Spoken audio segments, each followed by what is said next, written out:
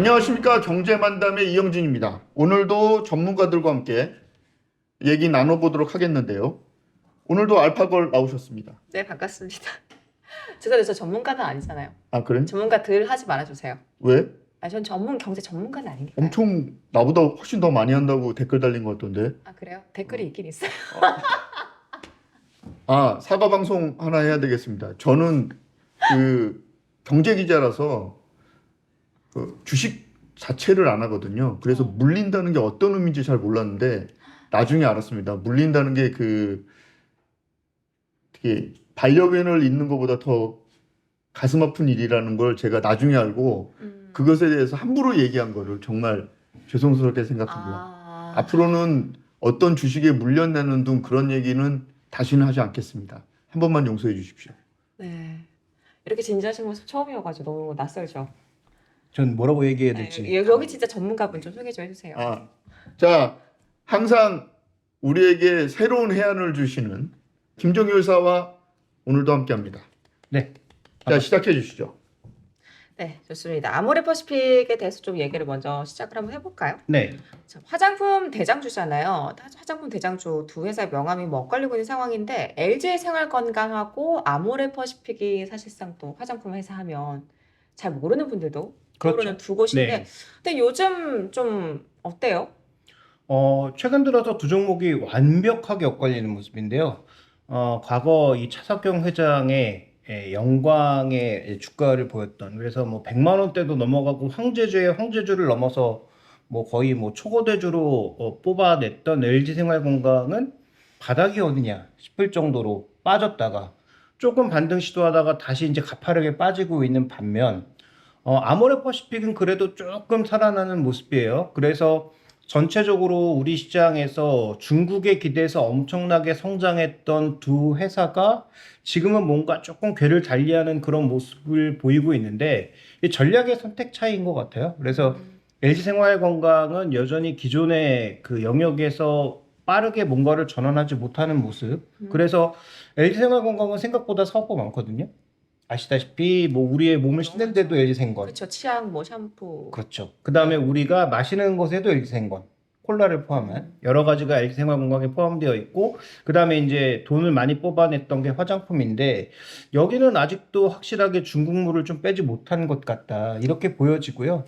아모레퍼시픽은 그 중국에 인벌브 할 때는 더 진심이었던 것 같은데 빼는 것도 또 굉장히 진심인 것 같아요. 그래서 중국에서 꽤 많이 뺐고 그 다음에 중국에서 뺀 걸 가지고 다른 나라로 많이 진출을 했고 괜찮은 회사 하나 인수하면서 최근 들어서는 분위기가 완연하게 좀 바뀌는 게 아니냐. 그래서 시가총액 기준으로도 그렇고 매출 기준으로도 그렇고 LG생활건강은 1위 자리를 놓치고 그 다음에 아모레퍼시픽이 뭔가 조금 더 잘 나가는 거 아니냐. 물론 최근에 더 잘하는 밑에 있는 회사들이 많이 있습니다만 그래도 이제 대형주 둘 중에서는 이게 뭔가 그렇게 생각하기에는 좀 두 회사의 방향성이 좀 다른 거 아니에요? LG생건 같은 경우에는 차수경 부회장 있을 때 계속 M&A를 하면서 주가를 올릴 수 있는 모멘텀을 계속 만들었다고 하면 네. 아모레퍼시픽 같은 경우에는 화장품이 중국에서 터지면서 굉장히 주가를 끌어올리는 그런 형태잖아요. 그러니까 그거를 두 개를 지금 차석경이 없는 LG생건하고 지금 중국이 확 빠져가지고 어려움을 겪는 아모레하고는 좀 주가에 그 질적인 차이가 좀 있는 거 아니냐, 뭐 이렇게 볼 수 있는 거 아니에요? 근데 본질적으로 말씀하신 그 성장 스토리는 맞는데, 그러니까 차석경 회장이 있을 때 만들었던 성장 스토리는 맞고, 그래서 뭐 기억하시겠지만 80 몇 개월 연속의 매출 상승. 네. 그러니까 그게 아마 분기인가 제가 정확하게 아마 분기인 것 같아요. 분기 기준으로 봤을 때 LG생활건강이 M&A를 통해서 한 번도 매출이 꺾인 적이 없죠. 그러니까 매출이 매 분기 성장, 제 기억에 아마 80 몇 분기였을 거예요. 그러니까 7년이 넘게 계속 이렇게 계속 성장을 한 그런 역사가 있는데 그건 이제 국장님 말씀하신 부분이 맞아요. 네. 근데 주가의 퍼포먼스를 뽑아낸 스토리는 똑같습니다. 결국은 그 독자적인 브랜드, 아모레퍼시픽은 설화수라고 하는 그 고급 브랜드, 네. 그다음에 LG 같은 경우에도 고급 브랜드를 축으로 해서 그걸 이제 우리나라의 소위 보따리 장수들이 와서 엄청나게 대량으로 물건을 빼간 것 자체가 하나의 실적 모멘텀으로 주가를 끌어올린 것이기 때문에 뭐 일단 주가의 퍼포먼스 측면에 있어서는 중국 쪽에 화장품이 터진 게 맞고요. 네. 근데 그게 중국 내에서 터진 거는 아모레퍼시픽이고 음. 우리나라에 중국인들이 와서 대량으로 물건들을 사간 건 뭐 양사가 다 해당이 되는 거고 그런 차이는 있지만 어쨌든 주가 퍼포먼스는 화장품이 화장품으로 했다. 결정적이었다. 네. 그럼 화장품과 중국 이렇게 보면 되겠네요. 그렇죠. 그 두 가지가 이슈였는데 여전히 이제 그 아모레퍼시픽은 중국발에서 이니스프리 효과도 있었고 여러 가지 효과들이 동시다발적으로 존재했던 거잖아요. 그러니까 우리나라에 왔던 중국인도 긍정적인 면세점 효과가 있었고 그다음에 이제 중국에 진출한 이니스프리를 포함한 여러 가지 브랜드들도 다 잘 됐던 양상이었거든요. 근데 이제 LG생활건강은 그런 부분보다는 중국 내에서도 잘 팔리고 국내에 왔던 중국인들이 많이 사간 게 굉장히 역할을 했단 말이죠. 그런데 이제 중국인들이 잘 안 왔잖아요, 우리나라에. 네. 뭐 코로나 기간에 잘 안 오기도 했고, 그다음에 사드 이슈 이후에 우리나라 제품들을 조금 멀리하면서 최근에 중국 내에서는 외국 브랜드 중에서는 고급 브랜드, 진짜로 이제 비싼 고급 브랜드 정도가 좀 잘 되고 있고, 일본 브랜드들도 다 지금 박살나고 있어요. 그래요? 그러니까 우리나라에서 이제 그 유명한 일본 브랜드라고 하면 뭐 시쉐이도 이런 시쉐이도. 거잖아요. 네. 네. 그러니까 이런 것도 주가가 일본 증시가 그렇게 난리를 칠 때도 많이 못 올랐어요. 왜냐하면 중국의 효과가 떨어지기 때문이고요. 그 다음에 미국 증시 그렇게 좋을 때도 에스티로더는 혼자 신저가를 내려갔습니다. 그러니까 이게 중국에 기대고 있던 회사들은 다 같이 박살난 거고. 명품주도 그러면 앞으로 그런 전철을 밟을 가능성이 있다. 뭐 이렇게 봐도 되겠네요. 근데 로레알은 다르고요. 명품은 또 달라요. 그러니까 LVMH는 계속 신고가고요. 네? 그러니까 그 명품은 조금 다른 시장이고 로레알하고 에스티로더가 조금 다른 게 에스티로더는 약간은 메스티지 성격이 좀 강하고 로레알이 약간 더 고급 브랜드 그다음에 중국 비중이 상대적으로 낮은 것 때문에 로레알은 주가가 강했고 네. 에스티로더는 중국 비중이 높았다가 빠지면서 박살이 난 거고요. 그러면 그렇게 말씀을 들으면 이 두 회사가 실적 회복이나 주가를 올리기 위한 체크 포인트는 그럼 뭐가 되는 거예요? 결국은 다시 중국하고 화장품이 살아야 된다? 그것뿐만이 아니고 그래서 여기서 이제 얘기를 그렇게 갑자기 훅 들어오니까 그게 정리하기가 좀 힘든데 결론적으로 제가 드리고 싶은 말씀을 먼저 드리면 과거 같은 영광은 둘 다 없다. 그 다음에 오늘의 주인공은 아모레퍼시픽인데 아모레퍼시픽은 좀 나아 보이는 게 그래도 최근에 그동안 안 했던 공격적 M&A에서 그 괜찮은 M&A를 하나 했어요. 네. 그 다음에 이게 이제 아마존에서 꽤 그래도 성적이 나와요. 그러면서 미국 쪽의 비중이 좀 올라가는 부분, 그 다음에 중국에서 뺀 걸 가지고 미국이나 일본이나 이런 쪽으로 빨리 해외 포트폴리오를 옮기고 있는 부분이 그래도 조금 있어서 아모레퍼시픽이 이 부분을 우리가 좀 잘 봐야 되지 않느냐 이렇게 보고 있습니다. 그리고 주가가 좀 올라갈 때는 또 후계 구도도 중요하잖아요. 그렇죠. 근데 서민정의 재혼설 이후에는 후계 구도도 그냥 다 지금 물밑으로 가고 서경배 회장이 그냥 본격적으로 팔 걷어붙이고 본인이 아모레퍼시픽을 이끄는 것 같은데요. 네, 원래 그 이니스프리 지분도 많이 갖고 있고 그 다음에 원래는 그 첫째 딸에게 모든 것을 주는 것 같았던 네. 이 아모레퍼시픽의 분위기가 최근에는 이혼한 것도 충격인데 이혼하자마자 얼마 되지도 않아서 또 이제 재혼 얘기가 나오는 말파경제에서 보도하기도 했지만 뭐 이런 얘기가 나오면서 지금 그 연락 끊겼어요. 그 서민정 그 담당이죠. 담당의 남자 델리오 그 대표이사는 저랑 은현빈 씨죠. 저랑 연락이 끊겼습니다. 그 이후로. 어머. 제가 물어봤거든요. 서민정과 결혼하는 거 맞냐? 저를 믿고 얘기를 해준 거죠. 기자한테. 기자인지 몰랐어요? 기자인 줄 알죠. 오. 친하니까 기사 안 쓸 건 줄 알았죠. 저는 거기에 대해서는 뭐 이렇게 친하게 생각 안 된 사람인데.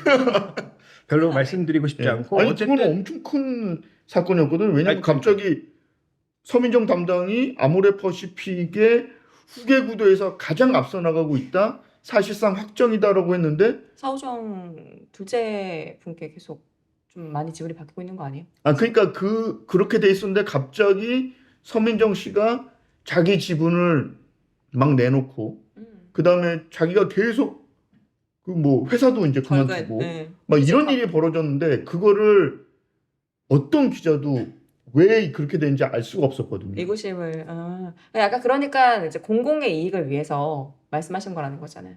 그렇죠. 사명감에 기자의 사명감에. 그러니까 재벌 2세와 결혼하는 그 성공한 벤처 기업가를 제가 하나 놓친 거죠. 기사 욕심에.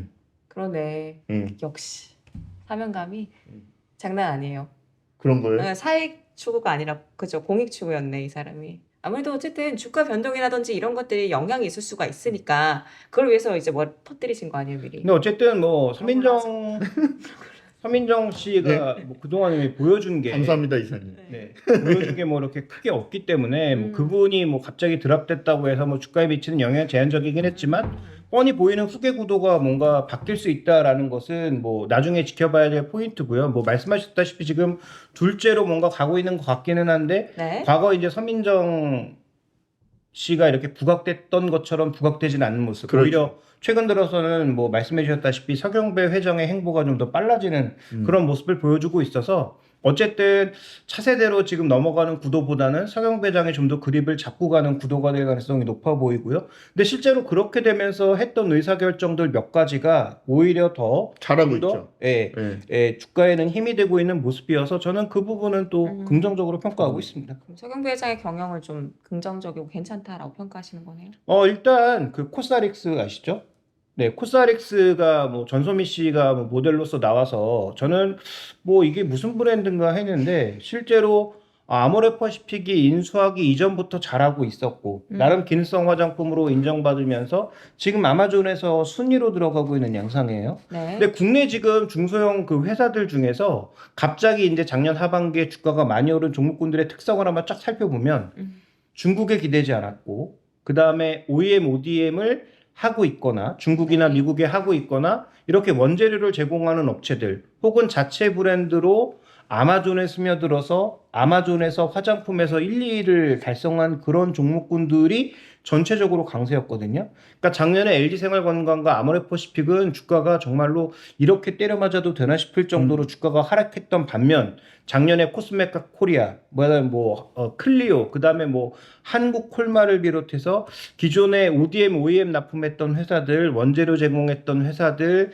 자체 브랜드로 미국에 진출했던 회사들의 매출이 대고 올라가면서 이런 종목군들이 작년에 화장품에서는 뭐 많게는 뭐 100%, 200%씩 올랐단 말이죠. 코스맥스 콜마는 다양한 그 계층의 화장품이 나오면서 더 잘 될 수밖에 없다.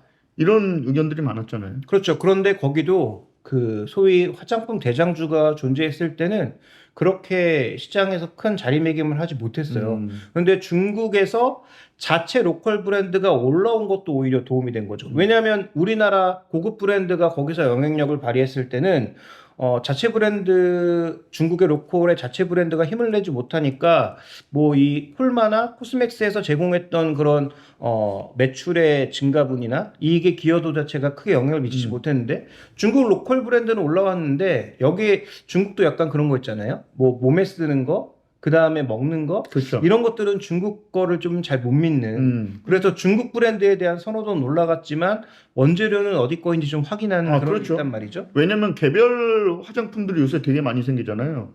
근데 맞죠. 그거의 제조원이 코스맥스나 콜마면 이거는 믿고 쓸 수 있겠다라는 그런 그 인식이 분명히 있는 건 맞는 것 같아요. 그렇죠. 그래서 뭐 우리나라에 뭐 나름 뭐 기능성, 뭐 가격이 비교적 싼 편인데 좋은 기능성 그런 제품들이 일부 아마존 쪽으로 나간 것과 더불어서 중국의 로컬 브랜드 성장에 거기에 원재료를 제공했던 업체들이 작년에는 굉장히 좋았거든요. 근데 올해도 그동안 그러면 LG생건하고 아모레퍼시픽한테 코스맥스나 콜마가 갑질을 당한 거네. 대기업 갑질. 뭐 그래서 생각하시려면. 예?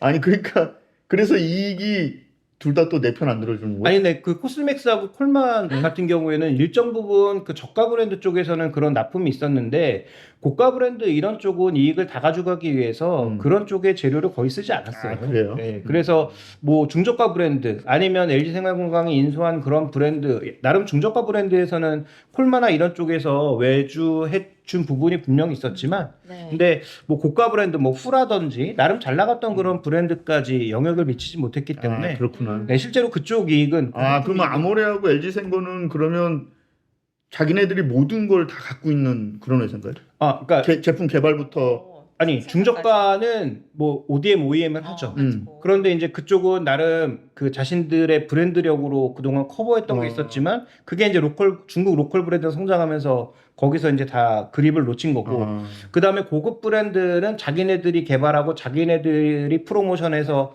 이익을 다 가져갔던 건데 이것마저도 이제 안 망가지기 되니까. 시작하니까 이게 이제 망가지기 시작한 거예요. 그러면 기본적으로 고정비가 엄청 높은 구조네요. 일단 프로모션비 같은 것들이나 아니면 뭐 연구개발을 통한 그런 비용들이 초기에는 당연히 강하게 나타날 수 있었지만 이게 브랜드력이 좋을 때는 초반에 이제 개발하고 프로모션하고 나서 잘 팔리기 시작하면 그냥 순풍에 돛단 듯이 계속 잘 팔리는 거죠.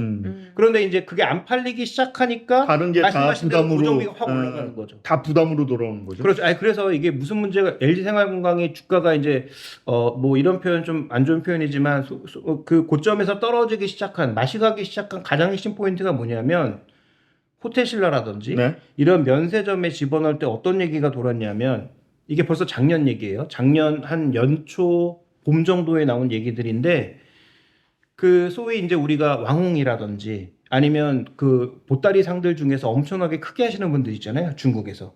그러니까 중국에서 왕홍이라고 하면 자신의 SNS를 통해서 판매를 막 몇십억 한 번씩 해내는 그런 인플루언서들. 네. 왕홍이라고 알죠. 불렀고. 그렇죠. 네. 이제 그런 사람들이랑 그다음 보따리 상들 중에서 또 몇십억, 몇백억 단위로 엄청나게 큰 단위로 거래하시는 분들이 코로나 기간에 우리나라에 들어와서 면세점에서 딜을 칠 때 거의 마진이 없이 딜을 쳤다는 얘기가 있어요. 그래서 그때부터 실적이 박살나기 시작한 거거든요.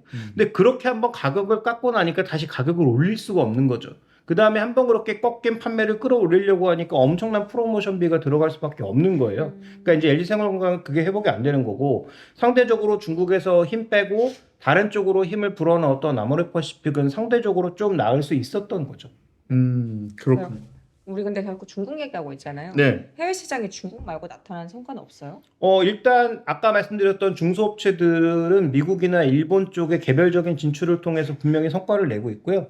그 다음에 이제 우리나라 국내 기업들 중에서 대기업들도 이제 좀 눈을 돌려서 미국이나 일본 쪽으로 힘을 많이 쏟고 있는데 이게 확실히 LG생활건강이 조금 느립니다. 그래서 아모레퍼시픽은 좀 더 공격적으로 들어가는 흐름이 있는 반면 그래서 뭐 지금 화장품 브랜드라든지 제품이라든지 이런 것들을 막 밀어넣고 있는 아모레퍼시픽과 달리 LG생활건강은 조금 뒤늦게 가고 있는 것 같고요. LG생고는 또 대표에서도 한번 갈렸잖아요. 그렇죠. 차석용 부회장 이후에 대표에서가 한번 갈렸잖아요. 그렇죠. 대표가 갈리면서 뭐 약간 주춤한 부분도 있을 거고, 그다음에 LG생활건강은 아까 말씀드렸던 음료 사업부라든지, 그다음에 생활용품 사업부 같은 것들도 워낙 이제 그 규모가 크니까 이런 여러 가지를 또 재조정하는 그런 과정도 필요하기 때문에 상대적으로 좀 뭔가 의사결정이 차석용 부회장 때와 좀 다른 차석용이 듯한- 빈자리를 못 채워서 회사가 휘청거린다 이렇게 볼 수도 있겠네요. 아니죠. 차성혁 회장의 부회장 선택이 잘못되기 시작하면서 망가졌던 게 아직도 회복이 안 되고 있는 거죠. 그렇군요. 그러니까 그분이 이제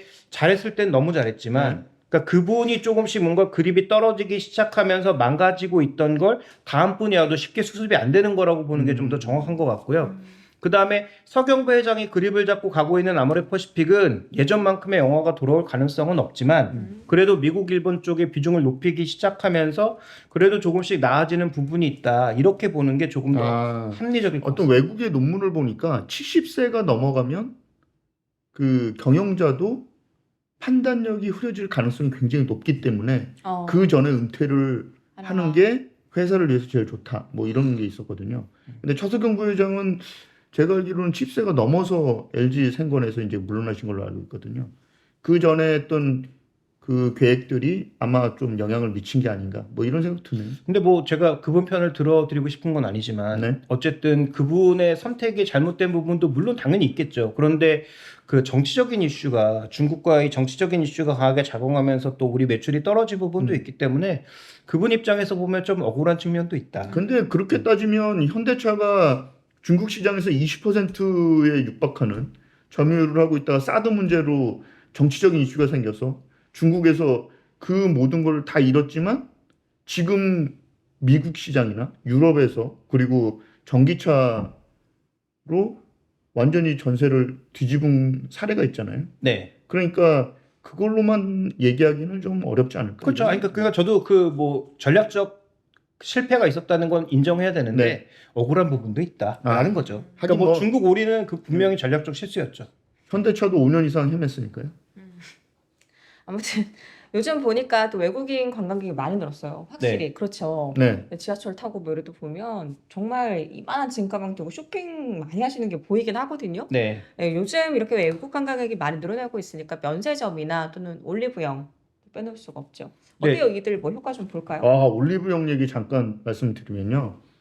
마포에 신라스테이 근처에 올리브영이 크게 하나 있어요. 네. 근데 저녁에 제가 뭘 간단한 걸 사려고 들어갔는데 음, 중국 사람들이 줄을 서가지고 거기서 물건을 사고 있더라고요. 음. 그때가 제가 저녁 약속을 끝내고 간 거니까 9시 한 40분에서 10시 사이거든요. 근데 중국 사람들이 줄을 서서 그 시간에 올리브영 물건들을 사고 있더라고요. 10시, 11시 사이면 문 닫는 걸로 알고 있는데 그럼에도 줄을 서서 예, 그래서 제가 안 사고 그냥 나왔어요. 너무 기다려야 돼서. 그래요. 예, 아니 근데 거기가 사실 외국인 관광객이 많이 몰리는 곳이기도 하고 그 호텔 자체가 예. 그리고 올리브영이 요새 뭐 화장품뿐만 아니라 와인도 파는 거 알아요? 음.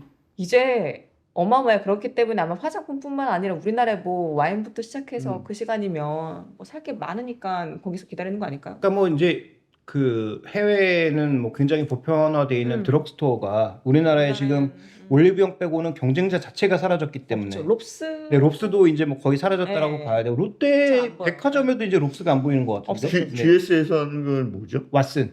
왓슨이었는데 그게 그건 뭐 옛날에만 룰루랄라인가 그걸로 바뀌었다고 완전 망했죠. 옛날 그러니까 네, 없지 않아요, 그것도 이제 거의 없어졌죠. 그러네 진짜. 룰루랄라. 맞아. 룰루랄라는 좀 너무한 거 아닙니까? 아니야 맞을걸요? 아니 맞아. 룰루랄라는 아닌 걸로 알고 있는데. 아닌가? 맞지 않나? 아니요, 룰루랄라는 아닌 것 같아요. 너 내가 찾을 거야. 왓슨이 룰루랄라 아니야? 룰루랄라 바뀐 거 아니에요? 뭐예요?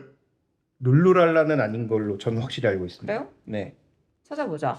저희 이런 방송이군요. 갑자기 검색하는 시간이에요. 맞는지 안 맞는지 무슨 랄란지 룰루인지 그러니까. 뭔가 그런 게 그건 하여튼 그거 이름을 모를 정도로 그걸로 바꿨다가 완전 망했죠. 망했죠? 네, 네. 완전 망했죠. 아니, 그러니까 그게 독점적인 기업으로 남을 수밖에 없었기 때문에 이제 약간 얘기가 좀 틀어졌는데 갑자기 이쪽으로 가서 갑자기 본류로 다시 돌아가면은 랄라블라 랄라블라 랄라 룰루랄라가 뭡니까? 룰루랄라가 룰루레몬도 아니고. 룰루레몬? 김 사장, 넌 들어가 있으라고. 랄라블라는 GS 리테일이 운영하고 있는 대한민국의 드러그스토어 브랜드다. 근데 그게 망했다 이거죠. 그 지금 뭐 아예 정리까지 했는지 모르겠으나 그러네. 2022년까지 존속한 GS 리테일의 드러그스토어 브랜드. 22년. 2년 전에 잠깐 24년인가 지금? 그렇죠. 2024년. 그렇죠. 2년 전에 없어졌네. 그래서 제가 분명히 야. 룰루랄라는 아니었는데 뭐 비슷한 느낌이기는 한데 사장님, 저라도 중심을 좀 잡았어야 됐는데 제가 같이 여기 편에 들어가지고 맞다고. 아니 나는 그 뭐 아무 얘기도 하지 말고 그냥 있어? 아니야. 그래서 공을 잘 쏘아줬어요 지금. 아니 그러니까 틀린 얘기는 이영진 하지 기자가 쏘아올린 작은 공으로 랄라블라라는 것을 정확히 알게 됐어요. 말아요. 우리가. 네네. 그러니까 망한 브랜드 GS에서 운영하던 망한 브랜드 랄라블라. 랄라블라. 어쨌든 뭐 잠깐 빠졌는데 다시 정리해 주세요. 네. 네, 아니 그러니까 그 외국인부터 정리를 하고 가야 되는데 갑자기 이제 그래. 올리브영 말씀을 하셔서 네. 그래서 지금 우리가 2019년도에 한창 외국인들이 많이 들어올 때 그때가 월간 한 150만 정도였거든요. 근데 이게 뭐 코로나 때는 완전 뭐 거의 제로 수준까지 빠졌다가 조금씩 올라오기 시작해서 올해 1월 기준으로 100만 정도를 찍고 2월 달에 지금 한 110만, 120만 정도 사이로 왔다 갔다 해요. 그러면 3월 들어서는 제가 체감적으로 제가 이제 뭐 방송 때문에 여기저기 왔다 갔다 하면서 저도 지하철을 많이 이용하다 보니까 정말로 그 공항 철도를 이용할 때 가끔 이용할 때 보면은 외국인들이 정말로 피부로 많아졌다는 걸 느끼고 그다음에 명동, 충무로 이쪽 구간을 제가 또 왔다 갔다 할 때 정말 많이 느끼거든요. 그다음에 뭐 성수, 뭐 홍대 이런 데 가보시면 최근에 우리나라 사람들 보기 힘들어요. 정말로 외국인들로 넘쳐나는 그런 상황으로 가고 있기 때문에 이게 만약에 3월 달에 들어서 한 150만 정도로 정말 돌아간다면 2019년도 외국인들 월간 기준으로 거의 최고치를 찍는다면은 그러면 이건 분명히 긍정적 요소가 될 수 있다. 왜냐하면 예전만큼 안 된다는 건 분명히 인정하고 가야 됩니다. 옛날에는 중국인들이 엄청나게 많이 들어왔고 그 단체 관광객들이 우리나라에 뭐 보러 왔다라기보다는 쇼핑하러 오신 분들이 정말 많았어요. 그다음에 그 쇼핑의 주 대상이 화장품일 경우가 많았고 그 화장품이 또 한약을 베이스로 한 뭐 설화수라든지 이런 브랜드가 나름 중국에서 잘 통한 부분이 있었기 때문에 그런 게 이제 매출의 중심이 되면서 중국에서 터지고 국내에서 터진 게 실적의 이제 베이스가 됐다라고 봐야 되고 이게 계속 성장할 것 같으니까 엄청나게 높은 밸류에이션 줬던 거거든요. 네. 근데 지금은 중국인들이 많이 늘었습니다. 그래서 예전에 한 150만 대만 사람이에요? 중국 사람들이에요. 요즘은 좀 섞여 있죠. 섞여 있는데 다시 중국인들이 꽤 빠르게 늘고 있고요. 그래서 지금 중국인들은 2019년 기준으로 한 70% 정도까지 회복됐다는 얘기가 나오고 있는데 문제는 뭐냐면 그 이전에 들어왔던 분들은 정말로 단체 관광객, 그 다음에 쇼핑을 위한 관광객이었다면 지금은 70% 회복됐지만 상대적으로 낮은 연령대에 그 다음에 지금은 쇼핑하러 들어온 게 아니라 소위 하프를 다니는 SNS 세대들이 많아졌다라는 점을 고려해 볼 때 오히려 뭐 아까 언급해 주셨던 올리브영 같은 데 가서 뭔가 유행하는 제품들을 사갈 가능성은 있지만 예전처럼 우리나라의 뭐 후나 뭐 그 다음에 뭐 설화수나 이런 거 사러 들어왔을 가능성은 낮다는 거죠. 구매력이 막 그렇게 높은 층은 아닌가 봐요. 구매력도 낮고 그 다음에 타겟도 다르다. 그런 측면에서 보면은 결론적으로 예전만큼 주가가 올라가거나 예전만큼 실적이 터질 가능성은 굉장히 낮으나 그 얘기는 객단가가 좀 낮은 외국인들이 많이 들어온다. 그렇죠. 그렇죠. 커피 하나 시켜놓고 사진 찍기를 원하는 친구들이 아. 많이 들어오는 거지. 그러니까 돈을 쓰는 밀레니엄 세대가 들어오는 게 아니고 밀레니엄. 더 어려운 젠지 세대가 들어온다. 이렇게 봐야 되는 거죠.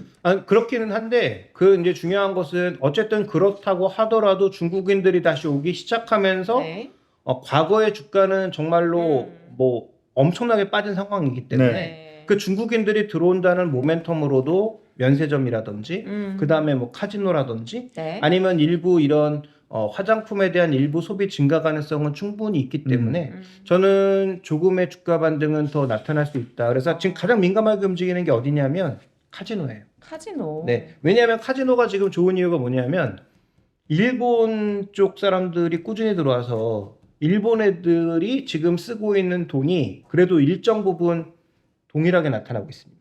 근데 거기서 이제 중국인들이 늘고 있는 거예요. 근데 중국인들이 예전처럼 말씀하신 대로 이제 돈 많거나 연령대 있는 분들이 많이 들어오진 않다 보니까 예전만큼의 매출액이 나오진 않고 있는데 어쨌든 중국 쪽이 올라오고 일본이 버텨주면서 파라다이스가 최근에 주가가 꽤 올라온 상황이에요. 그래서 그런 측면을 한번 놓고 봤을 때 예전만큼의 영화는 없으나 우리가 제한된 수준의 반등을 아모레퍼시픽에게도 한번 기대해 볼 수 있는 게 코스알엑스를 축으로 하는 미국 매출의 증가 부분, 그 다음에 주요 제품들을 미국 쪽으로 빠르게 이동시키면서 수출을 좀 늘려나가는 부분이 있다라는 것, 그 다음에 서경배 회장의 그림력, 그 다음에 우리나라로 오는 중국인들의 숫자가 늘어나면서 예전만큼은 당연히 아니겠지만 일정 부분의 뭐 설화수 등의 매출이 조금은 올라갈 가능성이 있다라는 부분을 한번 생각해 볼 필요는 있는 것 같아요. 그런데요. 지금 김인사가 얘기해준 내용들을 다 종합하면 아모레퍼시픽이 뭐 앞으로 조금 더 반등할 수 있는 기회는 있다고 들리는데 최근에 화장품 시장에서 급격하게 성장한 곳이 기능성 화장품이거든요. 네. 근데 아모레퍼시픽은 기능성 화장품에서 전혀 두각을 못 나타내는 것 같던데요? 네, 그렇죠. 뭐 그 기능성 화장품 관련돼서는 뭐 여러 가지 논란도 있고 실제로 매출의 큰 포션을 그러니까 이 기능성 화장품의 정의를 어떻게 잡느냐가 좀 다르긴 하겠지만 왜냐하면 뭐 설화수 이런 것도 넓게 보면 기능성 화장품으로 그쵸. 볼 수 있는 거잖아요. 뭐 주름이라든지 이런 것들 네. 뭐 기능을 한다고 하니까 그런데 실제로 그쪽 측면에서 보면은 미용기기가 좀 더 화장품보다는 역할을 한다고 볼 수 있는 게 그렇죠. 우리나라에서 지금 뭐 예를 들어서 클래시스라든지 프라이? 프라일 말고요. 네. LG 거는 제가 보기엔 영향이 별로 없고 예. 클래시스나 제이시스 메디칼 같은 쪽에서 최근에 뭐 볼유머라든지 뭐 이런 쪽의 매출이 꽤 늘고 있고 그다음에 여기가 이제 조금 좋은 게 뭐냐면 기계를 팔고 나서 끝이 아니라 기계를 팔고 거기에 들어가는 소모품이 마진율이 엄청나게 높아요. 근데 이런 게 실제로 매출이 엄청 잡히고 있거든요. 그걸 쓰려면 계속 그걸 사야 되니까. 또. 그렇죠. 근데 이게 뭐 제가 오히려 여쭤봐야 될 것 같은데 네, 말씀하시죠. 대표님한테 이게 한 번 쓴 사람은 없다. 아예 안 쓴 사람은 있어도 한 번 쓰면 계속 써야 된다는 얘기가 있더라고요. 그렇죠. 요새 아무래도 피부과만 가면은 조금 부담이 되잖아요. 그러다 보니까 홈케어가 늘면서 이런 기기들을 홈케어 시장. 네, 되게 많이 쓰는 것 같아요. 근데 이제 볼리머 이런 것들은 병원에서 쓰는 기기들이기도 하고 그다음에 여기서 이제 그 약을 그 투여하는, 그러니까 이 실제로 기계에서 뭐 레이저로 쏘거나 이럴 때 그 약을 투여하는 거잖아요. 그 투여하는 약 자체가 워낙 마진율이 높아서 이게 판매량이 늘어나면서 해당 기업들이 매출도 성장하고 있지만 매출이 성장하다가 어떤 기업들은 대부분 다 마진율이 떨어지잖아요. 일정 규모를 넘어서면. 근데 이게 소모품 비중이 늘기 시작하면서 마진율이 안 떨어지고 있어요. 그러니까 이런 기업들은 마진율이 40% 이렇게 나오거든요. 그러니까 이런 기업들의 최근에 이제 다시 실적 발표를 앞두고 주가가 올라가고 있기 때문에 미용기기 측면에서는 뭐 여러 회사들이 있지만 최근에 수출 성적이 굉장히 잘 나오고 있는 뭐 원택이라든지 뭐 그다음에 뭐 그 말씀드렸던 비올이라든지 제이시스 메디칼, 클래시스 이런 기업들이 굉장히 매출이 늘고 있는 것도 사실인 것 같습니다. 그리고 화장품 자체로는 이제 기능성 화장품을 의료 기기로 등록을 해가지고 파는 대웅제약 같은 경우에도 굉장히 실적이 좋잖아요. 이지드 크림 뭐 이런 네, 것들. 그렇죠. 그거는 실손보험이 되기 때문에 또 맞아요. 굉장히 싸게 살 수 있는 머리 거죠. 잘 썼어. 그죠? 네. 그게 등록하기가 굉장히 어려운데 대웅제약이 그걸 뚫어냈어요.